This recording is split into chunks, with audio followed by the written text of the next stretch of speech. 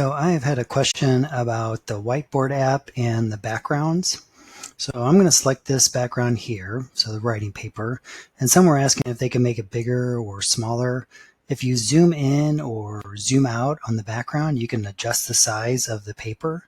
Once you have it to the position that you want, then you can go down to the three dots, click on the lock, and now that background is locked to that size, and you can use it